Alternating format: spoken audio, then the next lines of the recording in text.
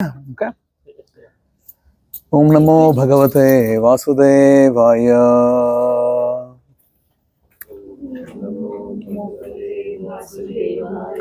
You all promised last week you'll be loud. Yeah. Om Namo Bhagavate Vasudevaya. Om Namo Bhagavate Vasudevaya. Om Namo Bhagavate Vasudevaya. Narayanam Namaskritya Naram Chaiva Narottamam Devim Saraswatim Vyasam Tato Jayamudirayet Nashtaprayeshu Abhadreshu Nityam Bhagavata Sevaya Bhagavati Uttama Shloke Bhaktir Bhavati Naishthiki Krishnaya Vasudevaya Devaki Nandanaya Cha Nandagopa Kumaraya Govindaya Namo Namaha. Om Ajnana Timirandhasya Jnananjana Shalakaya Chakshurunmilitam Yena Tasmai Shri Gurave Namaha. Jaya Shri Krishna Chaitanya Prabhu Nityananda Shri Advaita Gadadhara Shri Vasadi Gaura Bhakta Vrinda. Hare Krishna Krishna Krishna Hare Hare Hare Rama Rama Rama Hare Hare. Hare Krishna. Okay. How are things? Any reflections from last week, what we studied? I missed 2 sessions, so no problem. I will try to catch up. Sure. We have been posting it online anyway, so you can watch it later. How are you? Any reflections from last time? We were doing a revision. Oh, you're doing it? Okay, good. Please share if you want to share something. Tattva. Tattva. Then that. Yeah. So I'm thinking about it. Buddhi. Then happiness and fear to be handled in the same.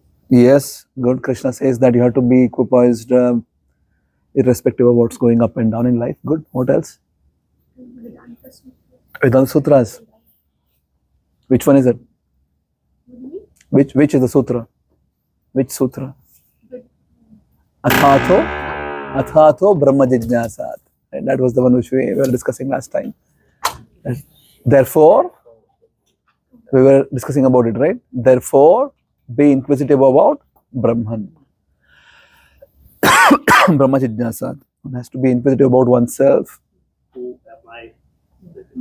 Who am I is the first question to be asked in life. Good. What else?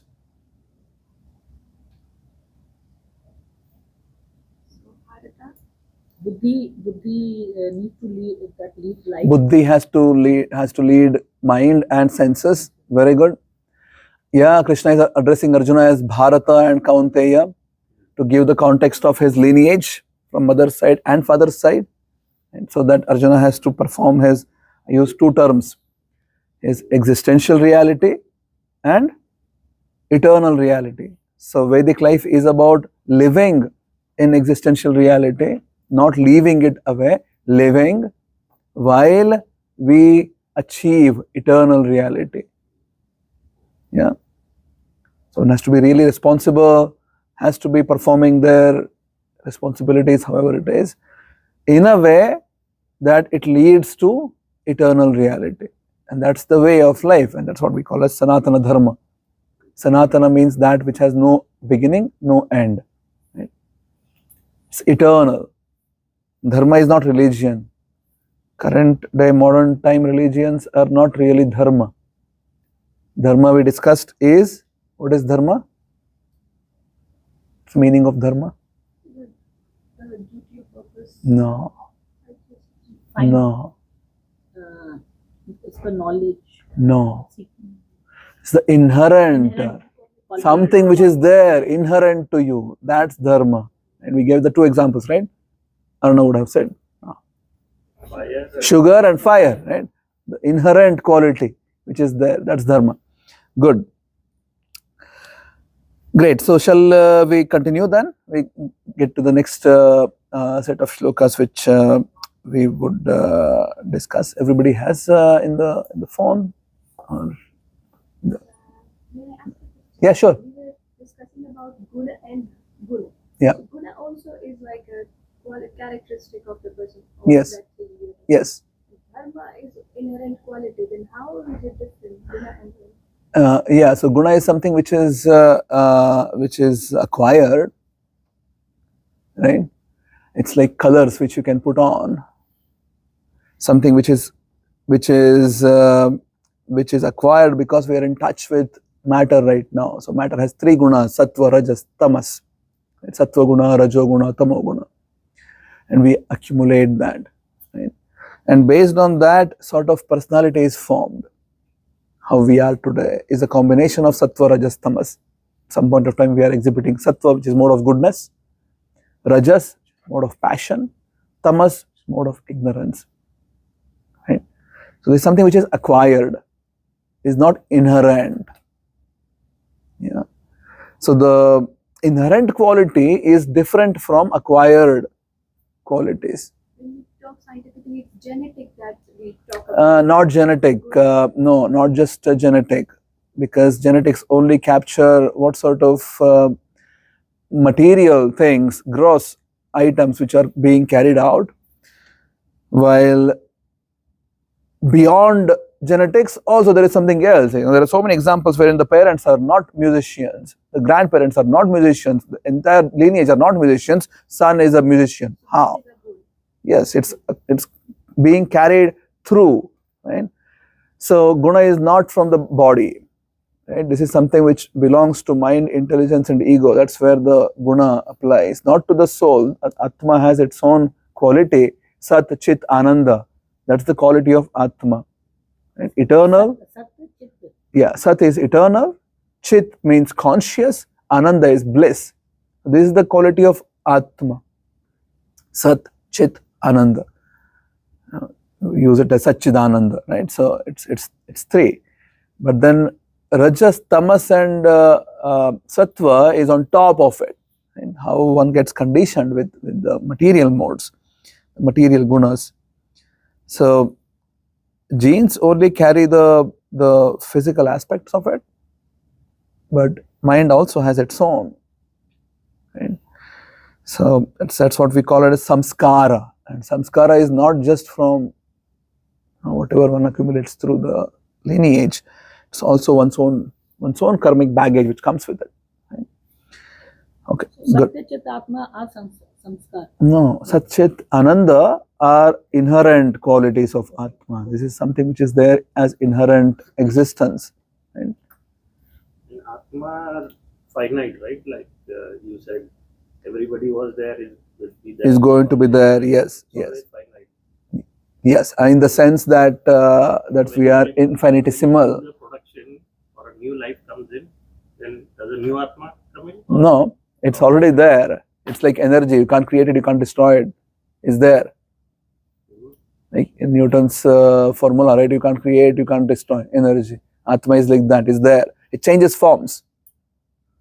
Yeah, and it's also Coming to a new body. a new body. Right? Atma is there. When you say that it's eternal, and that's when you can understand it. Know that new things are coming. Just because new form of baby is coming doesn't mean that new Atma is coming. No, it was there already. Yeah. just changing the bodies.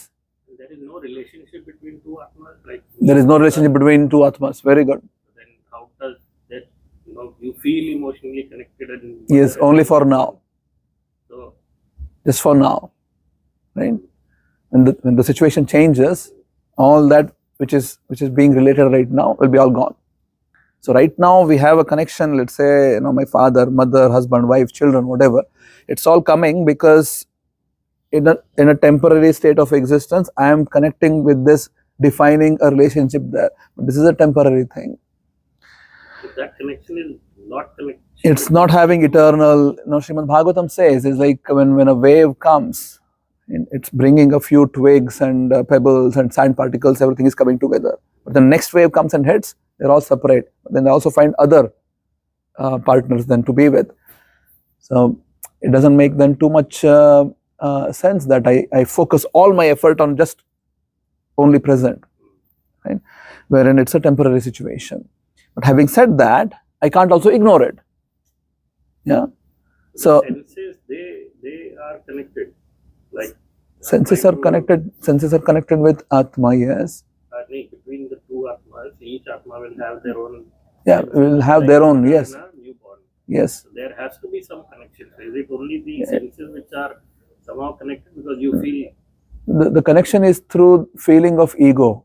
Why don't you feel connected to somebody else's child? I mean, that is what I feel connected with. It's from ego. It's from ego. It makes you think this is mine. Yeah.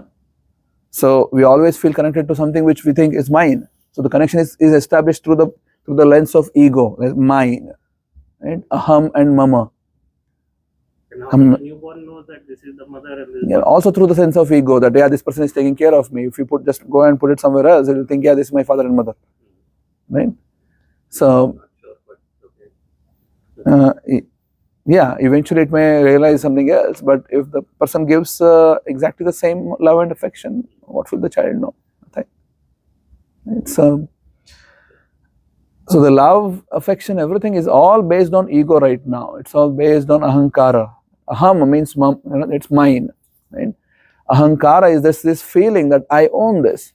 It's based on that I establish everything else. Like I said, it's that's how it is on an eternal reality. But then I can't just ignore my present reality. So our hypothesis is not that you should just leave everything behind, go away. Right? So our hypothesis is that no problem, whatever you're doing, continue doing it. Let us start adding adhyatma to the daily life. That's our hypothesis. That's the hypothesis of Krishna also. Arjuna wanted to just leave everything, go away. I don't like this fighting and all. Why should I go and kill? Right? It's not nice. But then Krishna is telling Arjuna that no. Don't think that you need to change the situation to become spiritual. You don't need to change the situation. We always think I need to change the situation. You need to change yourself to be spiritual. Situations are situations.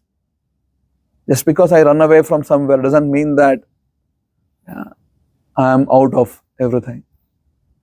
My own karmic baggage will follow me. Many times people think, I am really struggling right now in this situation. I change the situation. And they think if I just change the situation, everything can become better. I need to change myself. But it does help if you are in the surroundings of, I'm in the surrounding of learned people and in the surrounding of people who are opposite. I'll have a better surrounding, so it will affect me.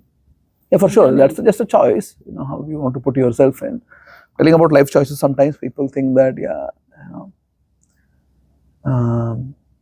especially in modern terms, right? Like, let's say there is a relationship going on. People think that by changing the relationship, everything will change.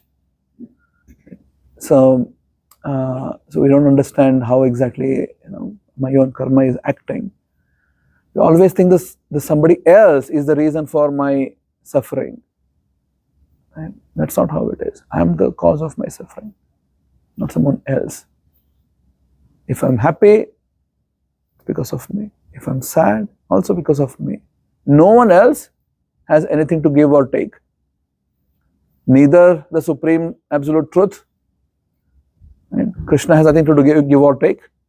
Not that Krishna is putting someone into happiness, someone into distress, somebody poor, somebody rich. No. Krishna has nothing to give or take. Other also don't have anything to give or take. Yeah. So at least that's the vision which is acceptable for me. Some people may think that no, God is putting everyone into suffering or enjoyment. What sort of biased God is that? And it puts different people into different situations. I can't really accept that sort of a God. Just randomly puts. So they should enjoy. Yeah, Anuradha should suffer. Somebody else should be somewhere else. Someone should be born in a very poor setup. Somebody has to be in a very rich setup. Sort of biased nature is that. Right? Or one may think, no, it's all random. Just random. People suffer, enjoy, everything random. No cause and effect. No causation anywhere. Random. Also, I can't like, why? I don't see anything random in the creation. It's all ordered. So, for me, what makes sense is I am responsible. So, the whole tattva of Atma being eternal is directly related with the concept of karma. Because if it is not eternal, you can't have karma. Karma makes sense only if the Atma is eternal. Yeah. So the check balance is not just for one life, it's eternal. But that's what he was asking. So even in different lives, we will have our close ones somewhere around us. No. Different. Maybe sometimes you may come across, but you don't realize. Right? You don't know that, yeah, this was also my something in last life, and now I am continuing with this relationship. You'll have no idea. So outside the family, Mhm. if you meet friends or Every- sometimes you feel a connection. Yeah. But is that because? Yeah, sometimes that's what I'm telling. So we can't rule out the possibility that you have something maybe in something in the past, but how does it matter? Right? We might feel, yeah, there is some connection, which, yeah, it's possible. It could be. So we can't rule out that there is absolutely no way that two people can meet again. You might meet, but then, yeah, what's the use of it? Right? The whole goal of human existence should be to figure out how do I look forward, not backward, right? What all has happened in the past life, last life, the life before, and 100 lives before, and yeah, you can start researching on that, but more important is to look forward. What should I become? But as a human being, it does make us sad if we were to said, okay, my family, next life I will have no connection maybe whatsoever. That's a sad thought. It's a reality, Anuradha. Yeah. Like, So we need to really understand this. We don't need to understand I am eternal. My situation is not eternal. My relationships are not eternal because they are based on ego. They are not based on who I am truly. Yeah. Because today is a special day of International Day of Yoga. Shall I tell a story? Maybe. Yeah. I'll tell half story because I need to leave at 12 sharp. I need to go to Almayer from here. So there was a king by name Chitraketu. What is the name? Chitraketu. Chitraketu was a king, but only one problem in life. He didn't have a child. Wanted son desperately. Didn't get one. So he married second, married third, fourth, fifth, 100th, 1000th, 10,000, 100,000. Eventually he married 10 million wives. Quite a lot. Yeah. No son still. We're talking about different era. People were living long. Right? You could spend this much of time just to get married and to see, can I get a son? Just not getting. One day, a great sage by the name Angira visits Chitraketu, and when Angira came, Chitraketu was really sad. It's like in our lives, it doesn't matter. There is always a situation wherein I am missing something. There is something which is not making me feel fulfilled. Everyone's life. And our consciousness is always stuck on that one thing which I don't have. Do you agree? No one in the world is like, oh, I have everything, all that which I want. I'm fully satisfied right now. I don't need anything anymore. There's always at least one thing which is making me, I should perhaps have this. It's like having a small particle of food stuck in your teeth.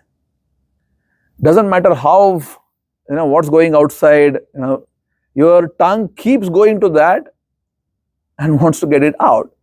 It doesn't matter how is the external situation, where you are, how you, doesn't matter. Because there is something stuck. So mind is always glued on one thing which I really think I should have got this. Right? So Chitraketu had everything possible. No son.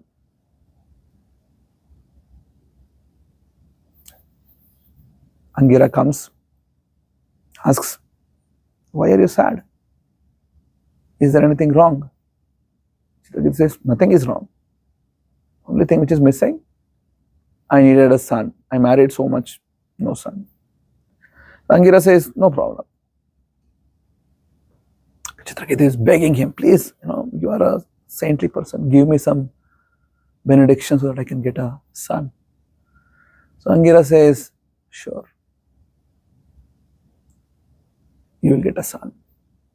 His first wife's name was Kritadyuti. So Kritadyuti would get a son, name him Harshashoka, then goes away. So Harshashoka is born. Harsha means happiness, Shoka means distress. Chitraketu was thinking, what would happen? Maybe he will become a bad person perhaps. So he'll bring a lot of joy to me.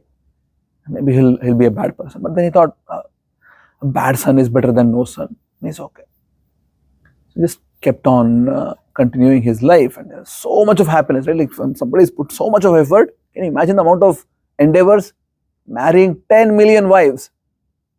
Yeah. Still not get, but then finally you got so much of joy. The only problem was that previously there was an absolute equality amongst 10 million wives. Yeah. Now the scale is a bit, it's not balanced anymore. One lady has a child, 9,999,999 other ladies don't have it. And previously, if there was a king and he has multiple wives, Raja Nambaho Labha, that he could get married to many people, every lady would have their own quarters, like a palace for themselves. And previously, because it was absolute equality, everybody is just the same. Now, king wants to be with the child, but the child is with the mother, right? So king is not really spending any time anywhere else. He is just in one place. And the others are really feeling frustrated. They all get together and do a root cause analysis. Why is king not giving us attention? It's because of this child. What should you do?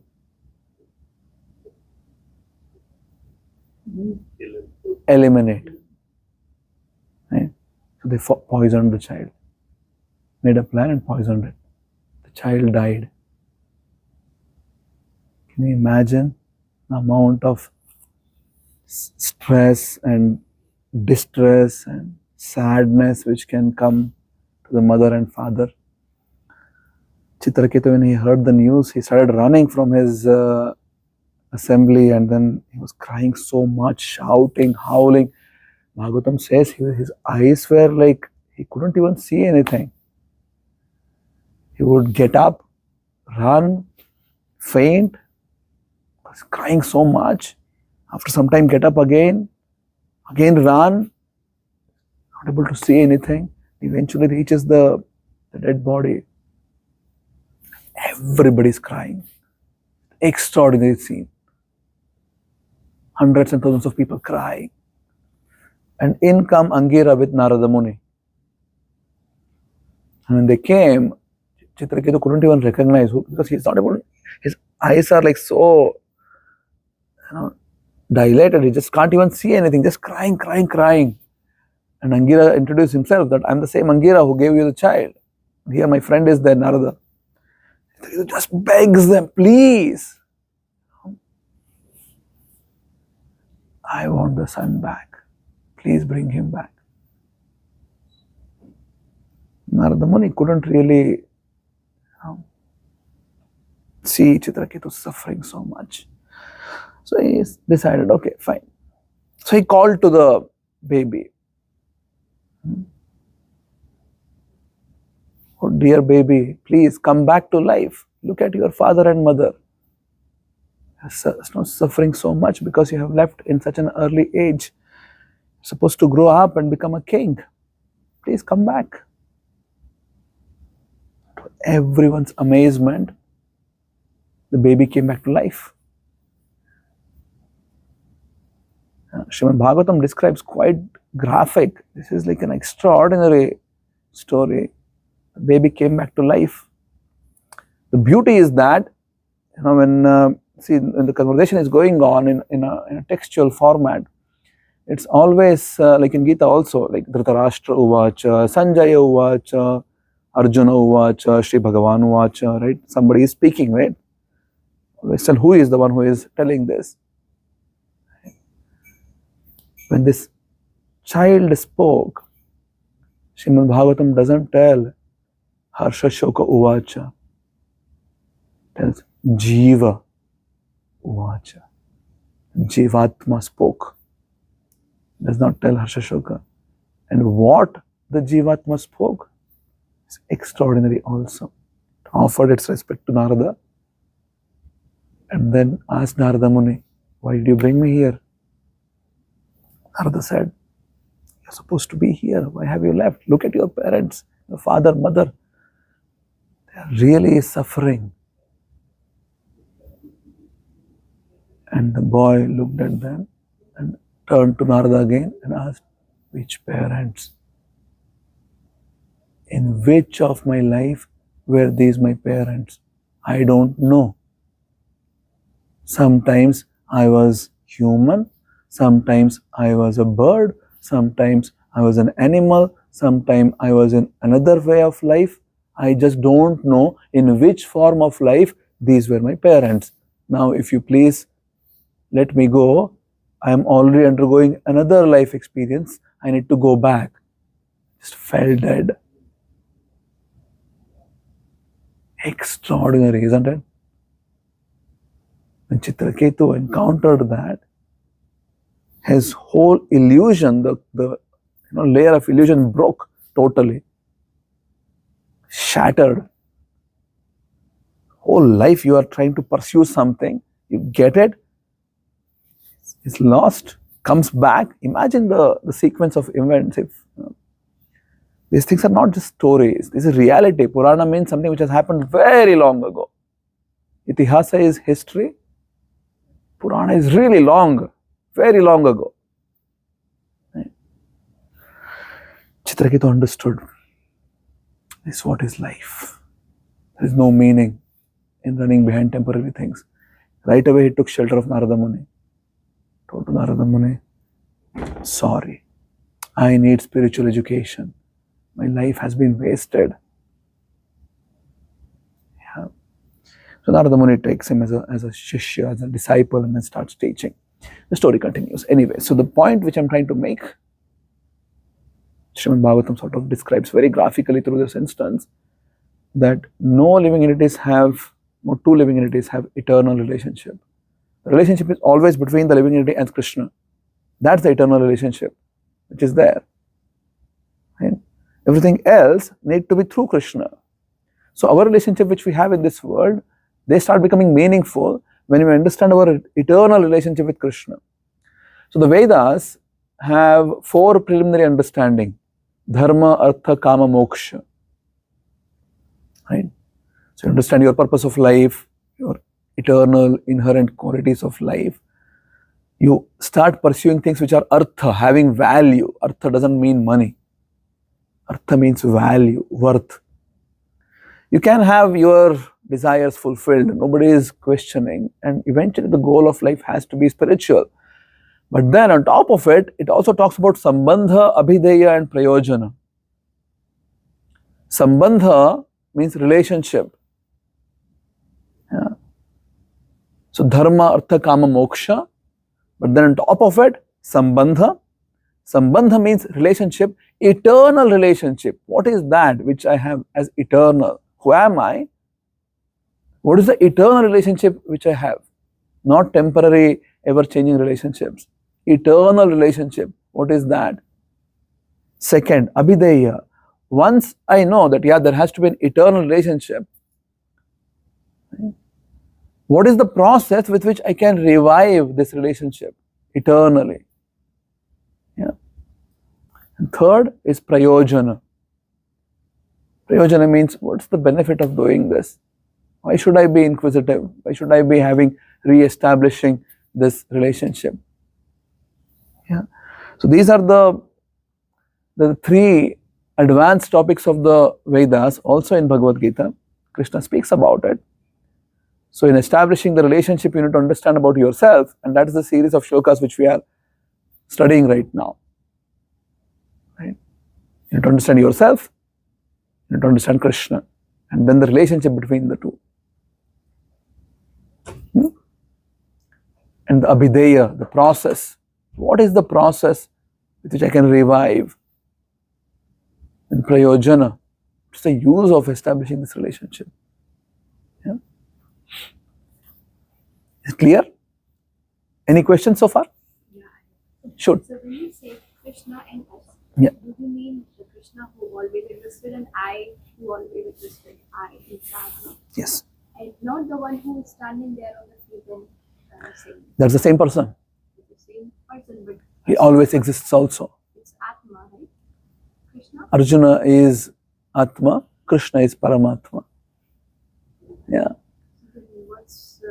What makes him Paramatma? Is a definition, he can sense everything. So, On the core, at the core, he is Atma. no, like Paramatma. He can sense everything. Even when he is there standing, he is not like me. There is a distinction between Krishna and Arjuna, and that comes later in Gita. Yeah. Krishna does not start, we discussed this before also. He does not start by telling about himself in Gita. Because for you as a seeker now, wouldn't make sense like that. When he gives the knowledge about Arjuna, makes Arjuna understand about himself, then discusses about karma, about prakriti, then he speaks about, yeah, who I am, like Krishna, right? So, it's about combination of buddhi that Krishna had. no, That person. Krishna does not have, like our configuration is different from Krishna's configuration, also is described later, right? So, in 4th chapter, an entire first 10 shloka, Krishna describes the difference between him and us. What is the difference? Right? So, you need to wait until beginning of 4th chapter for that. We are in 2nd chapter right now. Yeah. So, hold the question is valid, but a bit more prerequisites have been also described already in Gita. We need to discuss also, and then we'll come. Yeah. Gita is a very scientific presentation. It's not just haphazardous things to put together. There is a logical flow. So let's go in the flow which is going, and then we'll come to a better understanding. Any other thoughts? So, like the story you were telling. So, are they also part of the? It's part of Srimad Bhagavatam. Yeah. Gita is concise. Gita is Upanishad. We discussed a few weeks ago. Sarvo Upanishado Gavo Dogdha Gopalanandanaha What we have here is Bhagavad Gita. Bhagavad Gita. Yeah. Bhagavatam is the conversation between Parikshit and Shukadev. And Parikshit was about to die. He had 7 days to live. And he was cursed to die in 7 days. And he just left his kingdom and then went to the bank of Yamuna, and then all the sages, everybody came there because Parikshit's birth was extraordinary. He was protected in the womb of Uttara, his mother, by Krishna, from the weapon which was released by Ashwatthama. So Ashwatthama wanted to kill the last remaining seed of the Kuru dynasty, which was in the womb of Uttara. And Krishna enters the womb as Paramatma. He's protecting Parikshit.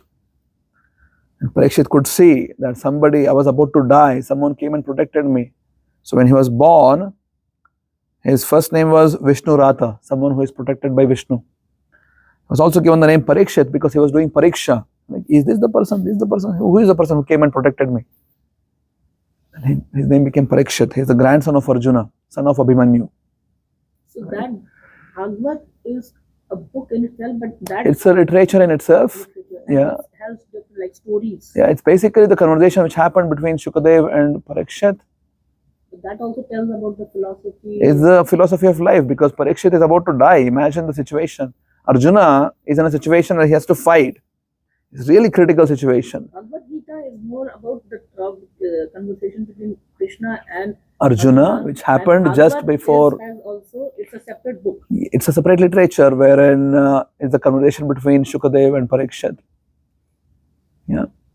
So Parikshit was about to die. He has 7 days to live. He asked a very important question. What should I do? I have 7 days to live. What would you do? So I have 7 days to live. Enjoy. You have 7 minutes to live. What would you do? Leave it closely. This is a serious question. What would I do? The last moment of my life, what do I want to do? What is the most significant thing which I need to do? You may tell now that I just want to enjoy, but then if this is a reality, so you would not think about this. Be like, what is the most important things to be done? Not just something which gives enjoyment, right? What is that which is most essential, which I need to be doing? Because it's really short. So Parikshit then asks, but not in general, people get to know when they really die. So he asks the next question, what should be the act one should be doing when they are alive? They're just living because you don't know when is the point of death. No one knows. He got to know, but no one else gets to know. So he asks this question, what should one be doing? Okay. So that becomes the content of Srimad Bhagavatam, that what is that which one has to do as a life activity, most important thing in life. So in that comes many stories and situations like what we discussed now, which comes in 6th canto, story of Chitraketu. Yes. But how come Bhagavad Gita is more known or read compared to Yeah, Gita is Krishna's own words. It gives you the primary understanding of what is what, right? Is the sar of all the Upanishads. Sarvo Upanishado Gavo Dogdha Gopalanandanaha. Krishna has condensed all the Upanishads into a concise thing and has described to Arjuna. This is the first primary study. Once you understand this, your knowledge acquiring ability has expanded. Now you can grasp Srimad Bhagavatam. It's an advanced study. It's not a preliminary study. It begins with the end of Gita. The teachings of Bhagavatam begins with the end of Gita. The end of Gita is you need to surrender to Krishna. Krishna is not just like a person who was there and was just somebody who was just walking around. Krishna is the supreme absolute truth. When you understand that it's supreme absolute truth, what should be your connection with that supreme absolute truth? How do you react? How do you interact? And that's Srimad Bhagavatam. Yeah. So the teaching of Bhagavatam begins with the conclusion of Bhagavad Gita. So one has to be really understanding the conclusion of Gita to start studying Bhagavatam. Otherwise things don't make sense really much. There are a few sessions which I heard, where they say there's not one Gita, but there were other Gitas also in Yeah, I mean Gita is basically, Gita means poem, right? Like so there is Bhagavad Gita, which is Krishna's words. There is Bhumi Gita, and there is Uddhava Gita. There is different Gitas, but this is Bhagavad Gita, which is spoken by Bhagavan. Yeah. So, why this is most important for life is because this sets the tone for human life. It's like the preliminary understanding of life, like how you should live. Who are you? No? Good. Anything else? Yes. But can you, because we said Krishna is the absolute truth, but can you conceptualize Krishna as like an energy? Next, we come there. Okay. Yeah. So for now, what we need to know is about myself. So we learned in the session 2 weeks ago that I'm individual, I'm eternal.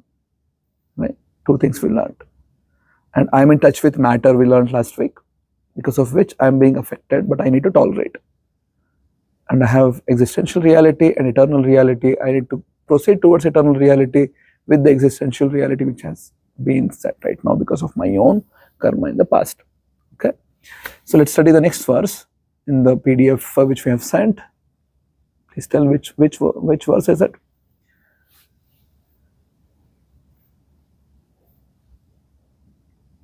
It's in module 2.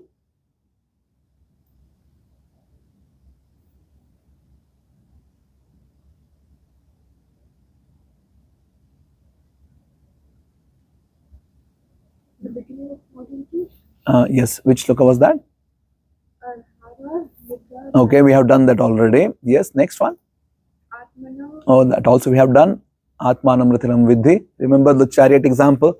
Right, we did that. Yes, next. Bhumir, Apo, Nalo Vayu, we have done that also, that there are 8 elements, right? Earth, water, fire, air, ether. Yes. Natva, Natvevaham Jatunasam, we did discuss this, right? That we are individuals, we are eternal. Good. Next. Dehya, Dehinosmin yatha dehe, we discussed that also. You're a small baby, grew up, right? Eventually we'll become old and we leave the body, but who we are remains the same. Yeah. Okay, good. Next. and Nenam, Chintan, Nainam chinnanti shastrani, nainam dahati pavakaha. Next. Na, Chenam, Vretayanti, Apo, Hmm. Na, Sosayati, Marutaha. Yes, this which shloka is it? Shuka, text 23. 23. Yeah. So you can everybody has it. If you have Gita, 2nd chapter, verse 23. And the shloka, next shloka, which one is it? Next one, Sunila? It's 22. After 23, there's 22. Oh, yeah, maybe reverse. What was 22? 22 is where some seed. Vasamsi jirnani yatha vihaya. Yes, let's do 22 first. I'll move. And after that is 20. So Oh, it's also okay. All in reverse order. So, okay, let's do 20 first then. You want to come? we have it on the here. phone. You can come here. See, 20, yeah. Yeah. You don't need to We read. have it on the phone. You have it. Okay. So please repeat. You can ask Okay, we do 20. Okay. which one. Sure. Please repeat. Najayate mriyate va kadachin nayam bhutva bhavita va na bhuyah ajo nityah shashvato yam purano na hanyate hanyamane sharire. Okay, good try. Let's do it one more time so that you can someone share with yeah, please share so that he can also get to know. Na jayate mriyate va kadachin nayam bhutva bhavita va na bhuyah ajo nityah shashvato yam purano na hanyate hanyamane sharire. Okay, someone please read the translation. What is Hanyate? Is killed. Kill. Yes. Kill. Hanya mene. Because semi. Yes. Kill. Yeah. Read the translation from, yeah. Can you read it? Yeah, for the soul, there is never birth nor death, nor having once been. Does he ever cease to be? He is unborn, eternal, every existence, undying and primeval. He is not slain when the body is slain. Very good. What do you understand? That the Always body, existed, never cannot be yeah. killed, cannot be born, Yes. nothing. and always be there. It's clear? The body is killed, but Atma is never killed. Hmm? But how did it come into kind of start? What Yeah, is there? so for that, you need to really understand that eternity means no starting point. Right. Yeah, because you have been trained in your education system to think in a linear way, you always ask, oh, where is the beginning then? But when you think it's eternal, you have to really change the way we think. Eternity means no beginning. You are also eternal, part and parcel of Krishna. You are not Krishna. Krishna is Krishna. You are Atma and you are eternal. But There you are was also always eternal. Paramatma and there was Always, yes. But there is no that when they started. Again, that question is fundamentally flawed because you are asking there is a starting point then. Yeah. So it's not a linear time. There is no linear time. It's cyclic. When it's cyclic, there is no starting point. Right? Yes. But now there are like billions more people than there were near 200 Yeah, years but ago. Sunera, you're just thinking that Not human beings. you're just thinking that so there are multiple assumptions here. One, there is life only on earth. Yeah, that's first assumption. Second, only human lives matter. In this room, there are billions of living entities right now, right? Which we can't see. Billions. Yeah, we can't see it. You agree? Just in this room, they all can become human one day. So life is not just on earth. Life is everywhere. Yeah, we need to really understand this. And then multiverse theory also. And then it's not just this universe, which we don't know where is its ending. Science calls it as observable universe. Right? I heard again in some sessions like Hanuman and Ram. So when does it end? Basically, Ramayana, it never ends because Hanuman says that I will always be there on earth with you. But Ram had to anyway go. So he drops a ring and says, "Can you fetch it?" And then it goes to what do you call it? Bhulok nahi, not Nark, Patal Lok, right? वहाँ पे then the Sheshnag is there. So Sheshnag is there, and then Hanuman says, "Okay, can I get the ring?" So then he says, "Okay, fetch the ring," and then Hanuman sees a big mountain of rings. So then he says, "Okay, it symbolizes the multiverse." All Ramayana keeps on happening. Yeah, And that's Leela what it continues. says, that we knew about multiverse. Yeah, it's there. Yeah. That's why our Brahma's name is Chaturmukha Brahma. There is a name for that Brahma. Because in another universe there is another Brahma. His name is different. Yeah. So one universe is one Brahma. Every universe, wherever Ramayana or Mahabharata will keep on happening. Yeah, I mean not the in same, no need it not can be right. different ways. Yeah. Why should it be the same? I do not know. Right. So Leela is eternal also. Krishna's activities are also eternal. Right? So it just continues. So what we know right now is like this. That's also just in this day of Brahma it happened like this. We can take it some other time there. But is the shloka clear? Yeah. Najayate mriyate va kadachin. You will never die. You are never born. Body is born, body will die. But you as a person, not. Yeah. Nayam bhutva bhavita vana bhuyaha. It's not that you are not existing before, now you are existing or you will cease to exist. No. You will continue to exist forever. Ajo nityaha shashvato oyam purano. You are aja. Not that okay, of course body is born. Atma is not being born again and again. No. Nityaha, eternal. Shashvata, eternal. Purana is really ancient. There is no time track when exactly it is. Right? It's eternal. Na hanyate hanyamane sharire. When the body dies, Atma does not die. Yeah. So please study the next few verses. 20, I think this is 20. Please study 22, 23, 24 for the next session. Yeah. And then we discuss again next week.